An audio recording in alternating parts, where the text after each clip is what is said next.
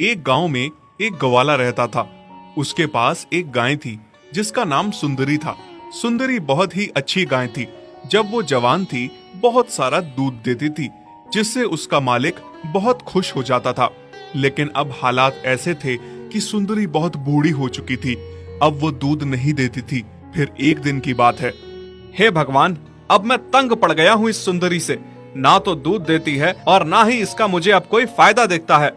एक काम करता हूँ, एक नई और जवान गाय लेकर आता हूँ। मालिक नई गाय लाने की बात कर रहे थे, मुझसे तंग हो गए हैं। सही बात है, तंग हो भी क्यों ना, मैं उनके किसी काम की भी नहीं रह गई हूँ ना अब।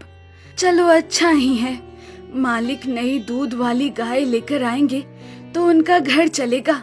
हे भगवान, जब मालिक गाय खरीदने जाएं तो उनको अच्छी सी गाय मिले जो उनको समझे, इस घर को अपना समझ के अपने दूध से इस घर को चलाए और मालिक की भी थोड़ी मदद हो जाए।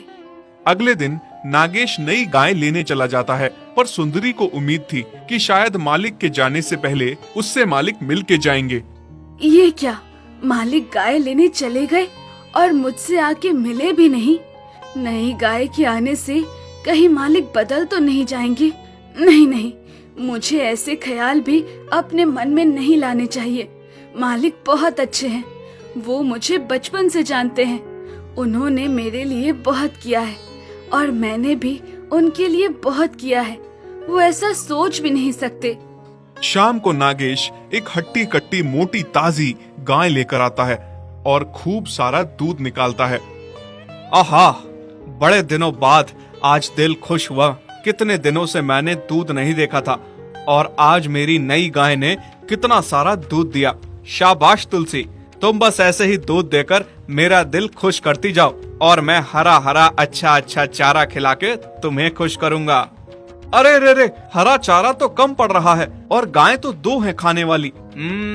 हाँ, ऐसा करता हूँ, सारा चारा तुलसी को खिला देता हूँ, क्योंकि उससे मुझे इतना फायदा भी तो हो रहा है और सुंदरी से तो मुझे कोई फायदा भी नहीं हो रहा। उसको क्या जरूरत है हरे हरे घास खिलाने की, उसको तो सूखी घास दूंगा। फिर नागेश तुलसी को खूब सारी हरी घास और सुंदरी को बस थोड़ी सी सूखी घास और खराब घास खिला देता है। ये ले सुंदरी, अब तो तुझे इसी में गुजारा करना पड़ेगा, थोड़ी और सूखी घास में, क्योंकि मेरे पास इतनी घास नहीं है कि मैं तुम्हें मुफ्त में खिला सकूं। मुझे अब तुलसी को हरी घास खिलानी है, क्योंकि वो दूध देती है, उससे मुझे फायदा होता है और तुमसे मुझे कुछ नहीं मिलता। ये सुन के सुंदरी हैरान थी। उसे अपने कानों पर यकीन नहीं हो रहा था कि मालिक उसके साथ ऐसा कर सकते हैं। वो मालिक की तरफ देखती है और उसकी आंखों से बस आंसू बहते हैं। सुंदरी के गले से उस खराब घास का निवाला ही नहीं जा पा रहा था, क्योंकि मालिक ने पहली बार उसे ऐसी घास खाने को दी थी। मालिक, आप ऐसा कैसे मेरे साथ कर सकते हैं? इतनी थोड़ी सी और खराब घास से मेरा पेट कैसे भर सकता है? मैं तो भूखी रह जाऊंगी। बस फिर उसी दिन से नागेश तुलसी को अच्छी घास और सुंदरी को सड़ी हुई और थोड़ी घास देता है। हे भगवान, मालिक मुझे अब भर पेट खाना तो नहीं देते। हमेशा मेरा पेट खाली रह जाता है। बहुत भूख लगती है मुझसे, जिस वजह से मैं इतनी कमजोर हो गई हूँ। पर भगवान, मुझ पे इतनी रहम करना कि मालिक मुझे घर से निकालने का कभी ना सोचे। मैं कहाँ जाऊंगी? मैंने सारी उम्र इस घर में गुजारी है, बस अब अपना आखिरी दम भी इसी घर में तोड़ना चाहती हूँ। तभी कुछ दिनों बाद की बात है। नागेश सोचने लगता है, क्या करूंगा मैं दो दो गायों की सेवा करके? तुलसी से तो मुझे इतना सारा दूध मिलता है, सुंदरी से कुछ भी नहीं। जितना समय मैं सुंदरी पे खर्च कर रहा हूँ, अच्छा है उस समय को भी तुलसी पर लगाऊं, उसकी सेवा करूं, ताकि तुलसी और ज्यादा दूध दे और मुझे ज्यादा मुनाफा हो। दूसरी तरफ सुंदरी अच्छे से चारा ना मिलने के कारण बहुत कमजोर हो गई थी। नागेश सुंदरी को बेचने के लिए बहुत सारे ग्राहक देखता है और सोचता है कि चलो जाते जाते सुंदरी से मुझे 4 पैसे मिल जाएं। पर ऐसा था, लोग सुंदरी को कमजोर और बूढ़ी देख के इनकार कर देते थे। उफ, तंग आ गया हूँ मैं इस गाय से। किसी काम की नहीं है, कोई ले भी नहीं रहा इसे। अब मुझसे बर्दाश्त नहीं हो रहा है। नागेश सुंदरी के पास आता है और उससे कहता है, बस बहुत हुआ सुंदरी, मुझसे अब बर्दाश्त नहीं हो रहा। ना ही तुम्हें कोई लेने आ रहा है और ना ही मुझे तुमसे कोई फायदा हो रहा है। तुम्हारी सेवा करके अब मैं अपना समय नहीं गंवाना चाहता और मेरे पास इतनी घास नहीं है तुम्हें खिलाने के लिए। मैं तुम्हें खोल रहा हूँ, तुम चली जाओ। ये सुन के सुंदरी बहुत रोती है। नागेश उसकी रस्सी खोल देता है और उसे घर से निकाल देता है। फिर सुंदरी रोती रोती वहां से निकल जाती है। तभी रास्ते में उसको श्याम नाम का एक लड़का मिलता है। श्याम उसको रोते देख पूछता है, हे गाय, क्यों रो रही हो तुम? सुंदरी रोती रोती उसकी तरफ देखती है और उसकी किसी भी बात का जवाब दिए बिना वहां से चली जाती है।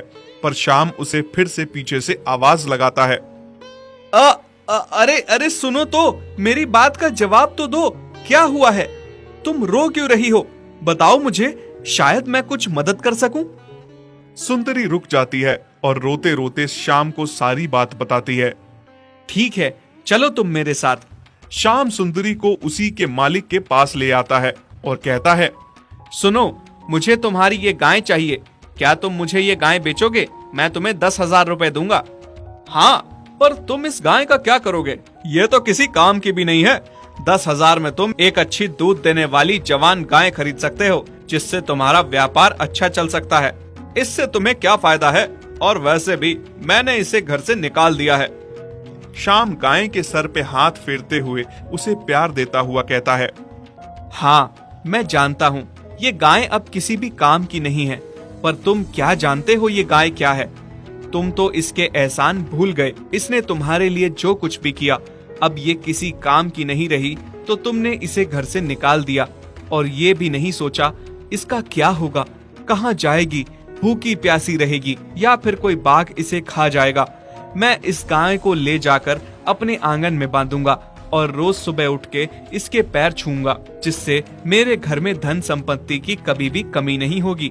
और निस्वार्थ भाव से जब भी हम किसी गाय की सेवा करते हैं, तो गाय माता हम पे अपना आशीर्वाद बनाए रखती हैं और हमारे घर में सुख शांति बनी रहती है। श्याम की ये सारी बातें सुनकर नागेश शर्मिंदा हो जाता है और वो वापस से सुंदरी को अपने घर में रख लेता है। और जैसे जैसे श्याम ने कहा था, ठीक वैसे ही निस्वार्थ भाव से सुंदरी की सेवा करता है। और फिर देखते ही देखते जो सालों से नागेश के खेतों में फसल नहीं बन रही थी, इस साल उसके खेतों में खूब फसल हुई। उसके घर में खूब धन आया, जिसके लिए वो सुंदरी का शुक्रगुजार था।